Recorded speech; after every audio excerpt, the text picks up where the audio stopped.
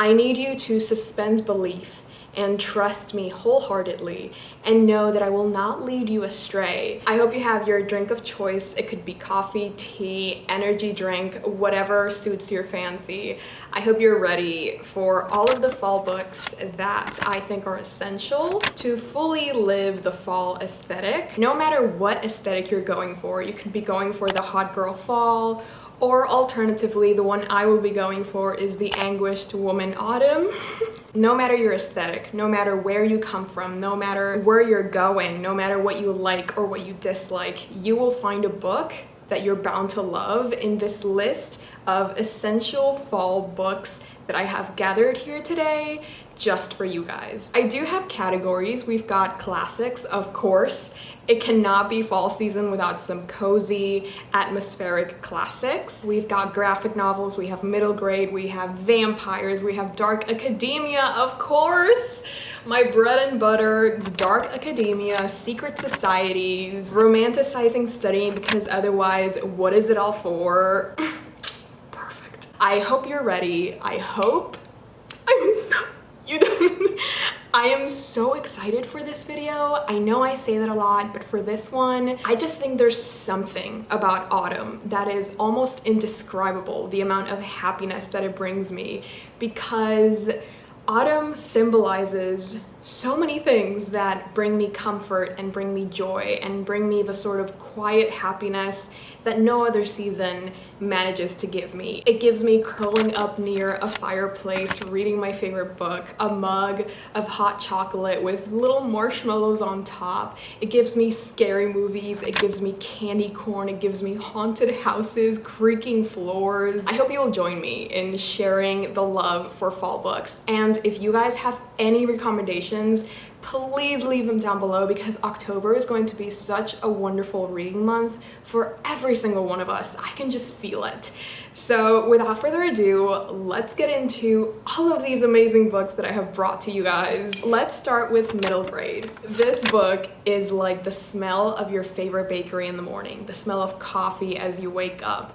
It's snuggling up with your favorite blanket and just curling up in bed, reading this and losing yourself in this world of witches and magic and a girl that's trying to find her way in this world that's so confusing, the people she meets along the way. It's just fantastic. Eva Evergreen, The Semi-Magical Witch, written by Julie Abe. This is a duology, and this is the first out of the 2 books in this series.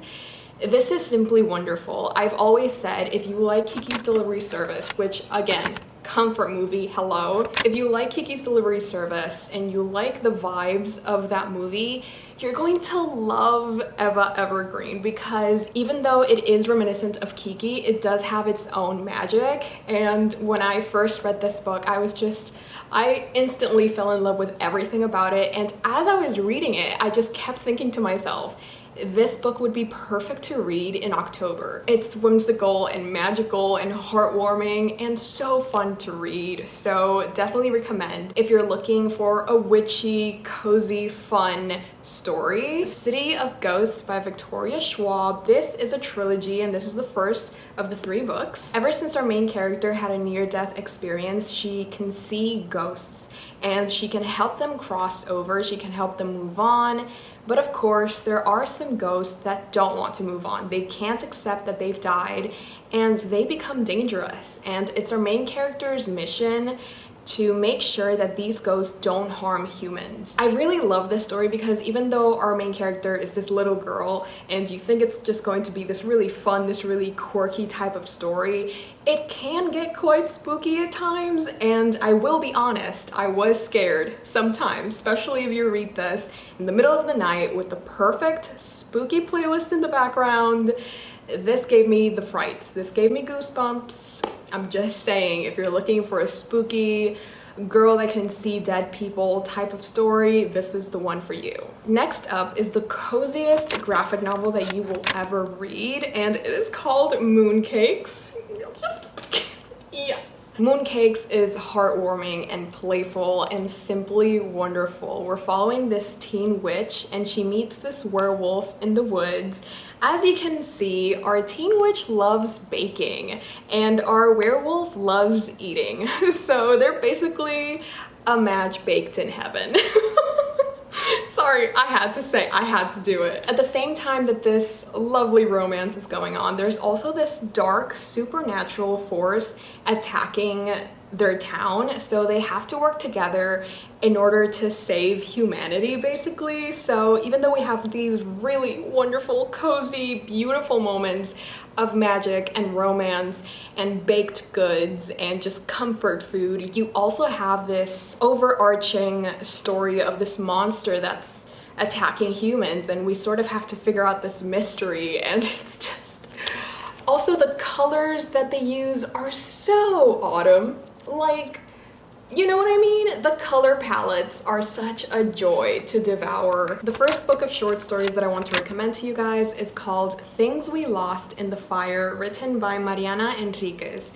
This is a wildly imaginative collection of macabre tales set in contemporary Argentina. I read this a few years back, and what I love about this, apart from the fact that all of the short stories are so different from each other, but at the same time they have like this underlying common topic, and it's corruption in Argentina and just Latin America in general. The truly horrifying aspect of this book is how so much of it is based on real events and real things that people are going through at this moment in time. The horrors and the terrors and the horrible things that go on here, you can see in reality. And I think that that's one of the most horrifying realizations that I came to while I was reading this book, and that's why it's stuck with me for so long. Because even though there are some fantastical elements to this, it's all just based on reality and true events, and that is horrifying and honestly a little bit traumatizing. Yeah, I will be honest, it was pretty traumatizing, but I think it's such a good read, and it's also a good way of sort of just educating yourself if you're not aware. Some of these stories left me wide-eyed, not wanting to close my eyes for fear of something creeping up on me on the dark. It was excellent. Everything I wanted. Perfection. Next up, we have Her Body and Other Parties, written by Carmen Maria Machado. If you've seen my Reading a Clockwork Reader's favorite books, then you will have seen me read this and honestly be quite confused by it. There's definitely quite a collection of stories in this one. Carmen Maria Machado is an amazing author. Like, the way that she weaves words together and the way that she sort of blurs the lines between genres is honestly something I've never seen before. So when I first encountered it here, it was such a shock to my system as a reader, and I felt myself at times confused. Like, I didn't really know if I 100% understood what was going on. But that was sort of like half of why I really enjoyed this. Like, it's really weird, but this state of confusion, this state of trying to make sense of what's going on is what made this reading experience so enjoyable. Carmen Maria Machado demolishes the borders between psychological realism and science fiction, comedy and horror, fantasy and fabulism. Next up, we have some atmospheric reads. Now, I'm not going to include the classics here because that is another separate category, but these two books are so immersive. Whenever I pick them up, or even whenever I see them, whenever I glance at them, I'm immediately reminded of how beautiful of a reading experience I had. The first recommendation I have for you guys in the atmospheric category is An Enchantment of Ravens. I'm sorry, by Margaret Rogerson. Our main character, Isabel, she's a painter, and one day she's commissioned by the Autumn Prince for a portrait, and things don't go as they should, and a lot of drama ensues, a lot of things happen. Yes, I'm gonna leave it at that, but I would highly recommend this. Honestly, of course, like, that's why it's on this list. It's just such a wonderful book. I'm gonna leave it at that. This one should come as no surprise to anyone, and if it does, hi, welcome to my channel. My name's Bella, nice to meet you. The Invisible Life of Addie. The Invisible Life of Addie LaRue, written by V.E. Schwab. I'm almost scared to talk about this book because whenever I've tried to explain my love for this book, I can never fully really explain it. And I feel like I never really do a good job at explaining why this book means so much to me and why this is one of my favorite books of all time. We're following this girl. She's called Addie. She has made a pact with the devil, yes, in order to escape some really unfortunate, well, that's an understatement. In order to escape some things that are horrible, she makes a pact with the devil. Because of this pact, no one can remember her. Like, she meets someone, and as soon as she's out of sight, nobody can remember that she was even there. Nobody can remember what she looks like, what she said, what she felt. It's like she doesn't exist. But one day, she meets this one person that remembers her. This is giving existential crisis. This is giving everything you could ever ask for. And if you haven't read The Invisible Life of Addie LaRue, now is the perfect time to do so. Do it for me. You know what I mean? Like, Vina's dead, so just do it for Throne of Pages. That's the new slogan. Do it for her.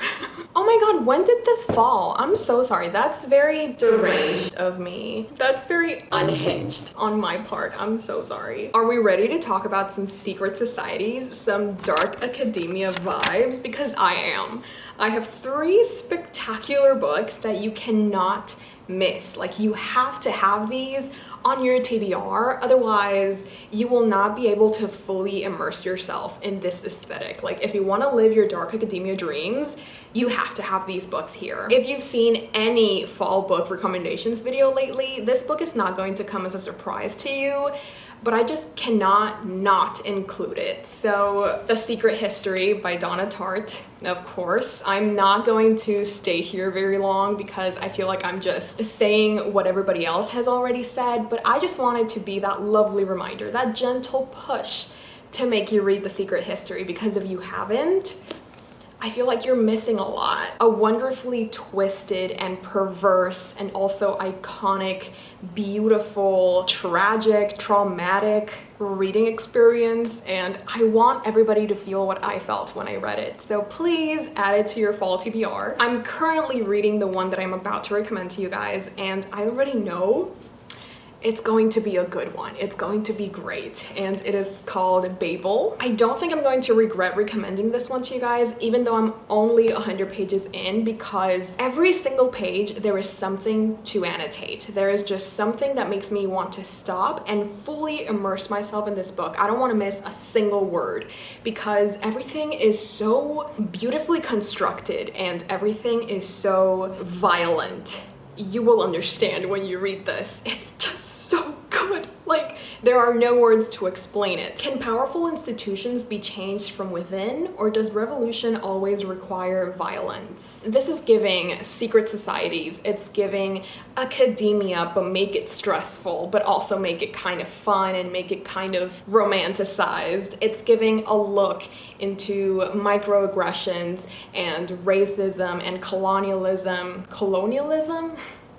Sorry. Sometimes I have a hard time pronouncing English words because most of them I've learned through reading, so when it comes to pronouncing them, I'm just kind of making it up as I go. Please excuse me. But anyways, Babel or Babel. This is definitely a hit or miss. I know a lot of people that love this book, and I know a lot of people that really, really hate it. And when I read it, I'm kind of in the middle, if I'm honest. Like, I don't really hate it, but I also don't love it. But I do love the concept of it, which is also in the same vein of secret societies that meddle a little too much with magic, and they take human life for granted, which is also a big theme in The Secret History. And it is Ninth House by Leigh Bardugo. Now, I know like 2 or 3 people that are gonna come for me in the comments being like, this is the worst book I've read. I can't believe you would recommend this. But hey, I'm gonna recommend it because maybe someone out there is going to love this one. A tale of power, privilege, dark magic, and murder set among the Ivy League elite. I mean, come on now. Come on. This one goes out to my favorite morally gray vampires, A Dowry of Blood, written by S.T. Gibson. This is the story of the wives or the partners of Dracula. So as we know, Dracula, the famous vampire, he, throughout his years and centuries of life, he has gathered some wives, some partners to pass the time. But when he gets bored, he just picks up another one, and then another one, and then another one.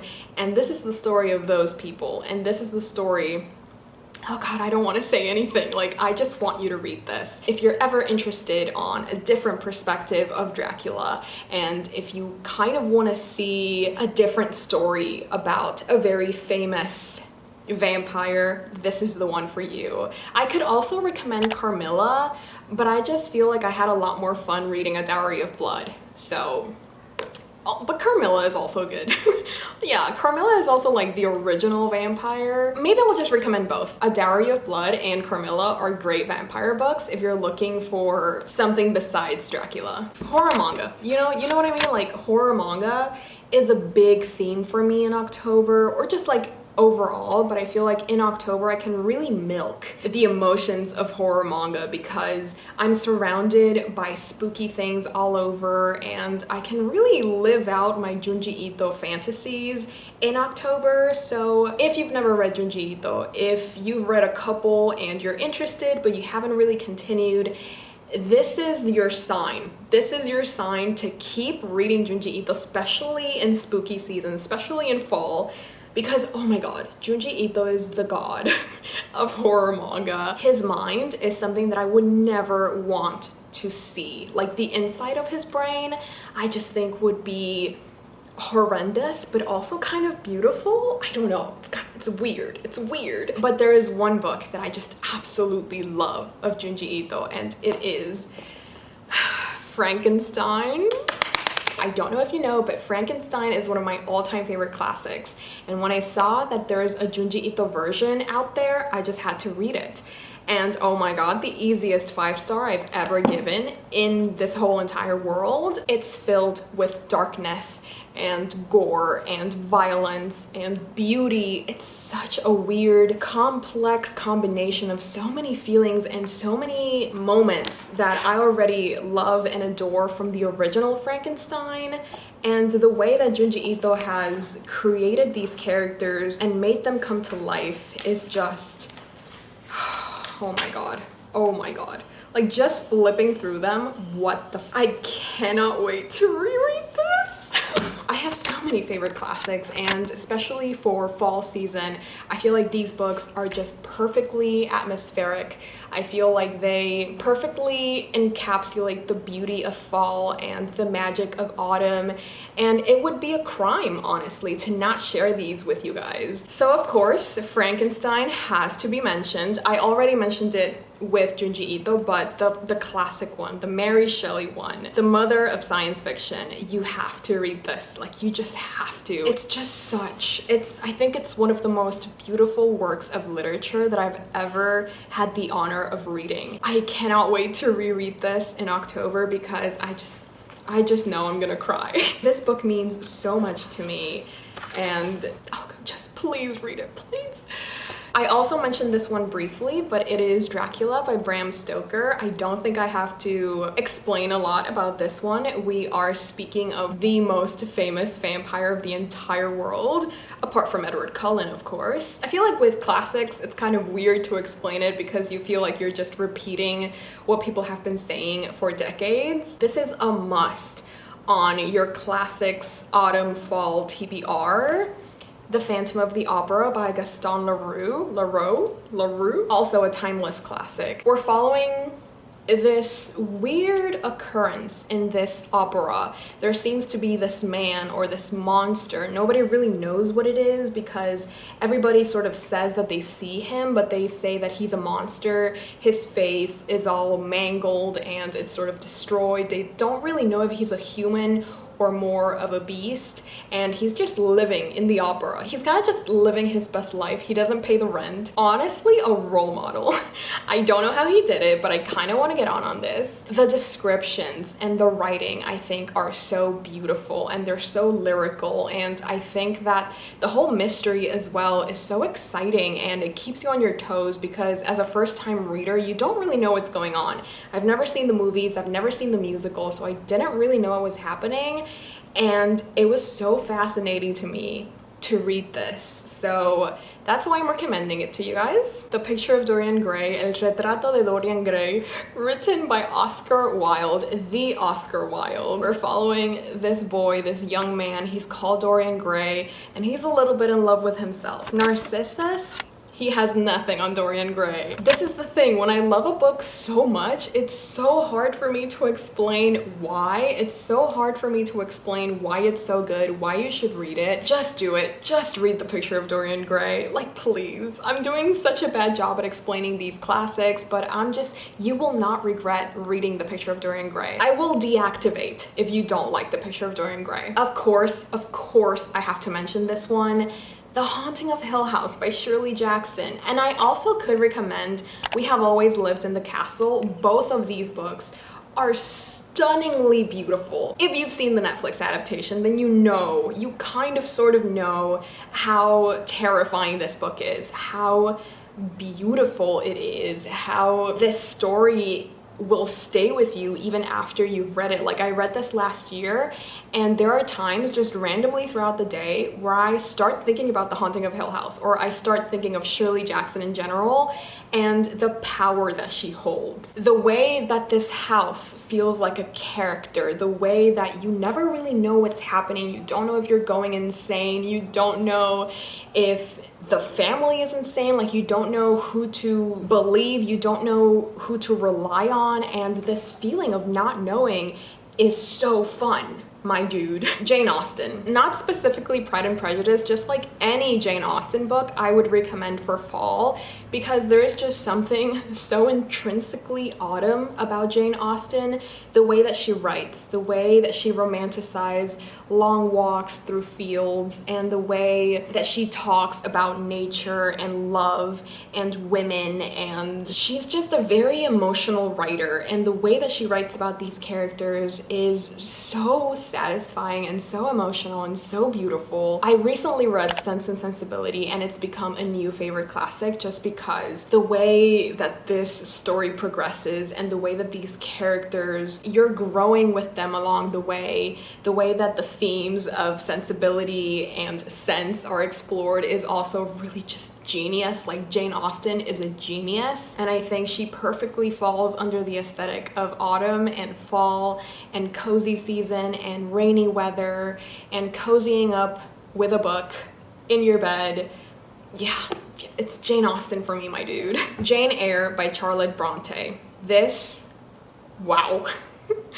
Yeah, just one word. Wow. It's such a personal story to me in the sense that I could feel what she was feeling, or I've felt what she's felt, and the way that she handles things, the things that are happening around her, her family, the characters, the story. It was so beautiful. There's just something so cozy about this book. Even through all of the highs and lows, the dramas, and the sort of mysterious, suspenseful theme that this book has at times, I just found it so wonderful, and I think that you guys would really enjoy this one as well. We're following our main character, Jane Eyre, and she's trying to find independence from this very tormenting family. Like, she's a very lonely person. She's a woman that's suffered through a lot, and she's fighting tooth and nail for her happiness and for her independence.